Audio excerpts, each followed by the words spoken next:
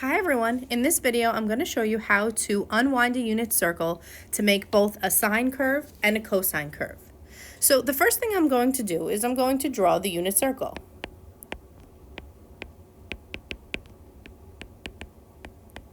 Now everyone should be confident in drawing a unit circle at this point.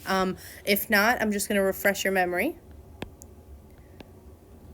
So when we draw a unit circle, we're exaggerating a radius of 1. So this point over here is 1, 0, 0, -1. Up here is 0, 1. And over here is -1, 0. Now, we have to label the degree measurements. So we know that over here on the right-hand side is 0 degrees. We know up here is 90. We know here is 180, down here is 270, and over here again is 360. Now, when we graph our sine and cosine curve, we're going to be in radian measure. So it's very important that you know the conversions. So we're going to start with, I'll write them down here, that 90 degrees is pi over 2. 180 degrees is pi radians. 270 degrees is 3 pi over 2 radians, and 360 degrees is 2 pi. So when we graph them, those are the radians that we're going to use. And then the other thing that you need to remember is that any point x, y on a unit circle, the x value is cosine of theta, and the y value is sine of theta. So, how do I put all of this information into a graph? If you need to pause the video, now's a good time. Copy down the information and then hit resume when you're ready for the graph. Okay, so I'm going to do the graph of y equals sine x, or sine of theta, doesn't really matter. And we're going to do that here in red. Now, remember, sine of theta is the y value. So I'm going to just draw a small little sketch here. And like I said before, these degree measurements, the 90, 180, 270, and 360, is how we're going to scale our x-axis. So let's go ahead and label them now. So obviously 0 degrees will be at the origin, but then you want pi over 2 for 90 degrees. Then you want pi for 180, 3 pi over 2 for 270, and then 360. We're just graphing one full cycle all the way around. So let's look over here.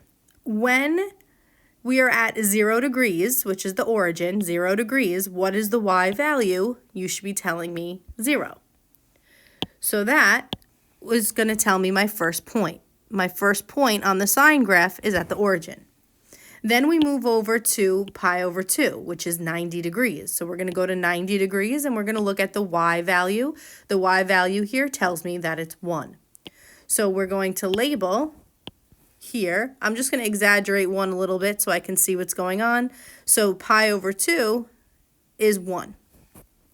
Then again, we go to the next spot. We're going to go to pi, which is 180 degrees, and we look at the y value. So the y value here is 0. So then we go ahead and label that down here. That's 0.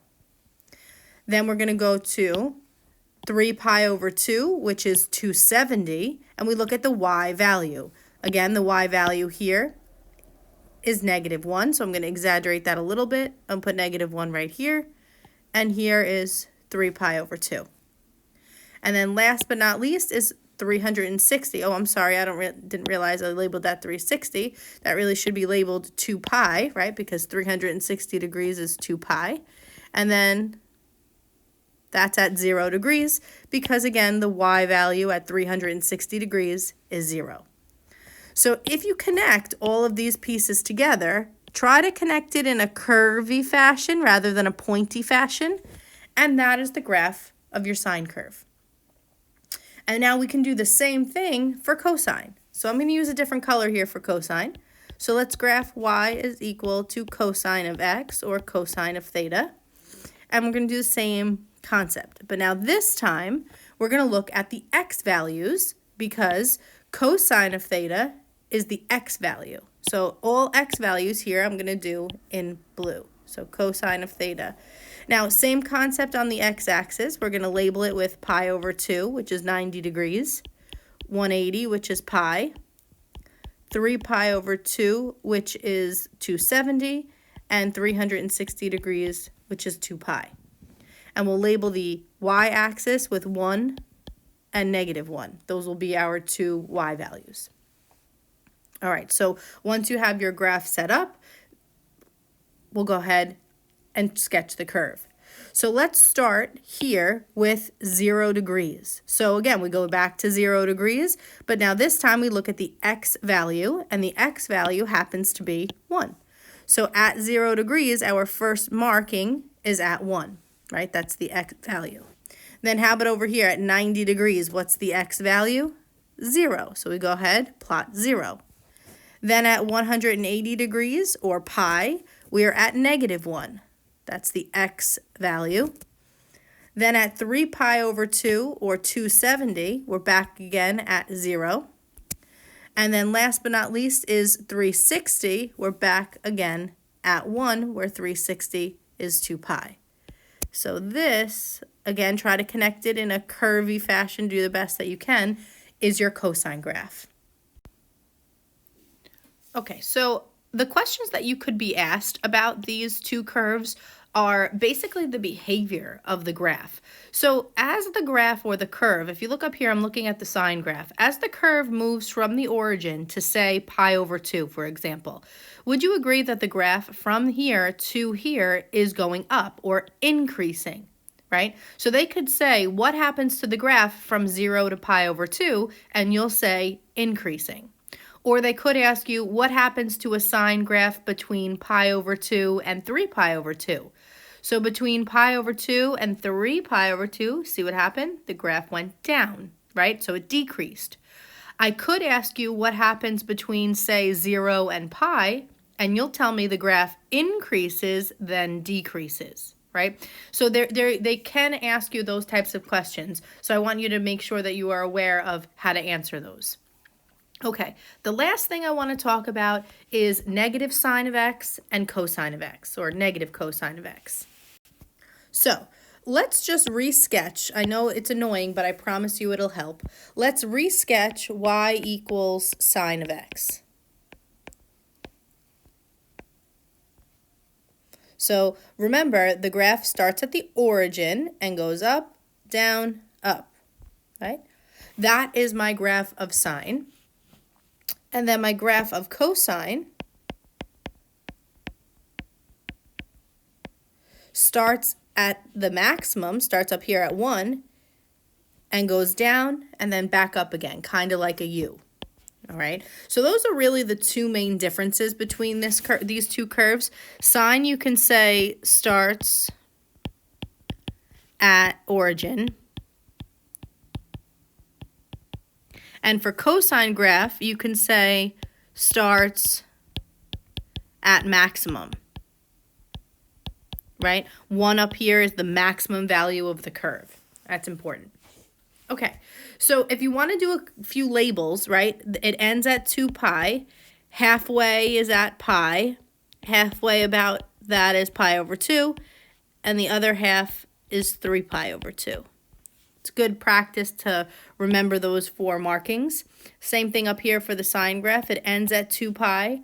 The middle is pi. And halfway between 0 and pi is pi over 2. And halfway between pi and 2 pi is 3 pi over 2. So those are your 2 sketches. Now what I'd like to do is draw a sketch of y equals negative sine of x. And I'd like to draw a sketch of y equals negative cos of x. Now, all that a negative in front of a graph means is a reflection over the x-axis. So this means a reflection over the x-axis.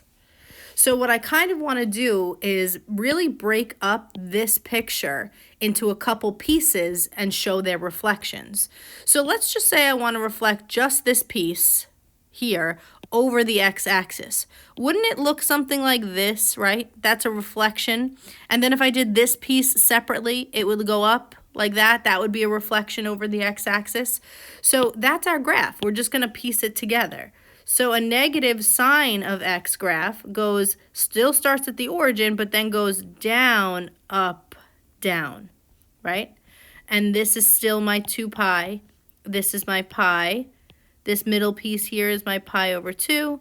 And this middle piece here is my 3 pi over 2.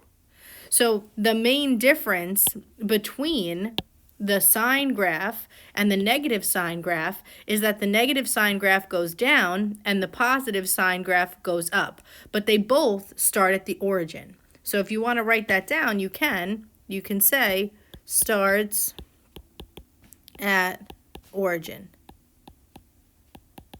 But then you could write goes down. And then this one you can write goes up.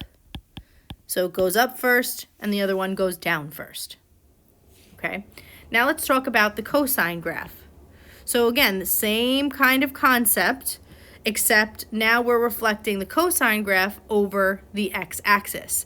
So I want you to kind of, again, look at this into a couple pieces. So from here to here, if I were to reflect it over the x-axis, well, if I took this piece and reflected it over the x-axis, it would go here, right? This piece is on the x-axis, so that's going to stay.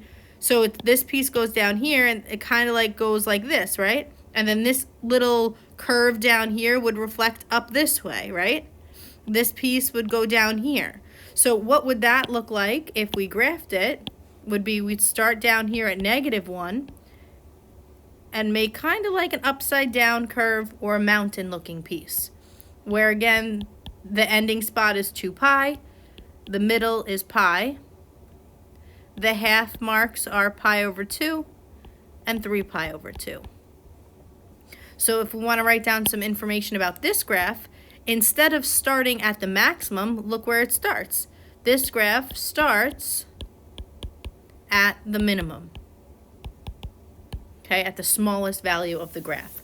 So it'd be very important that you understand these 4 pictures. These are kind of going to be the basis of the entire unit that we do. So it's really important that you write these down and keep them somewhere next to you so that you know what they look like at all times. And remember, the questions that they could ask about these 4 graphs are, well, let's look at, say, y equals negative cos x. What happens between 0 and pi? The graph is increasing, right? What's happening between pi over 2 and 3 pi over 2? The graph is increasing, then decreasing, right? All right, that's it for sine and cosine curves for today. Have a good night, everyone.